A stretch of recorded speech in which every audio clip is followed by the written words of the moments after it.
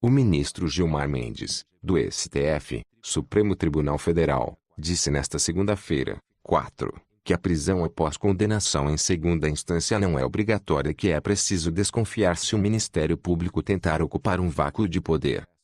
Em 2016, o Supremo decidiu que a pena deveria começar a ser cumprida depois que um tribunal referendasse a primeira decisão. Assim, o juiz pode determinar uma prisão antes que o réu recorra até o STF, a última instância do judiciário. Seria possível prender-se. Mas não dissemos que era obrigatória a prisão, destacou o ministro durante evento em Brasília. Embora a jurisprudência da Corte seja recente, alguns ministros defendem que o assunto seja debatido novamente. O próprio Gilmar, que naquela época votou a favor da execução provisória da pena, mudou de opinião e agora defende que o réu recorre em liberdade. A questão pode esbarrar em uma eventual candidatura do ex-presidente Luiz Inácio Lula da Silva na eleição de 2018. Pré-candidato ao Planalto, ele foi condenado em julho em primeira instância na Lava Jato e recorreu.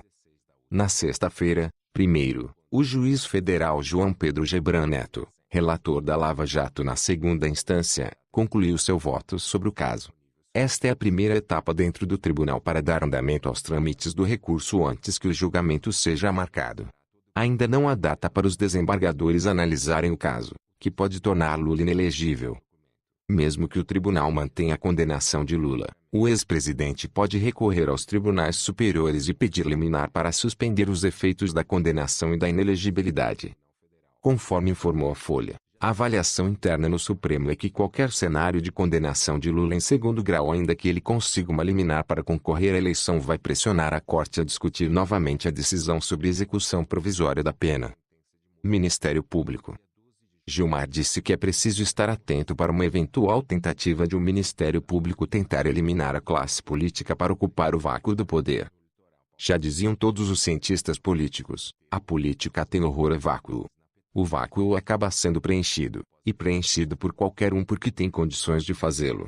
E acontece isso como o judiciário e talvez tenha acontecido isso hoje com o Ministério Público.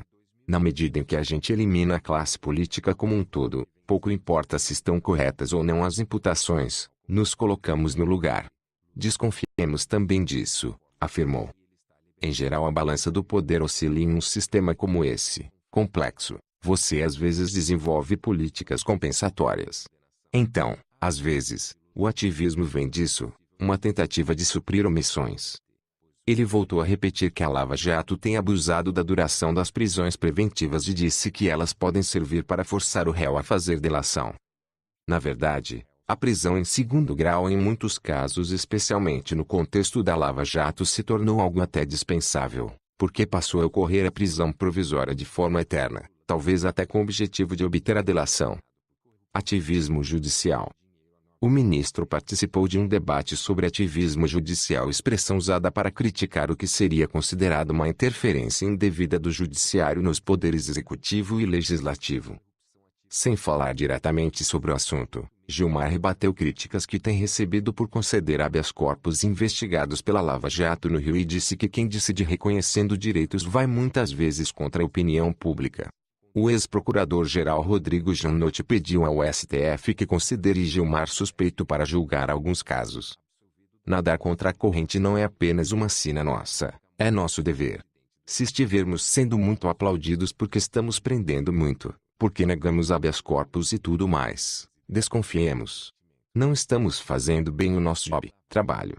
Certamente estamos falhando, afirmou. Na abertura do evento, a ministra Carmen Lúcia, presidente do STF, afirmou que o judiciário não pode ultrapassar limites.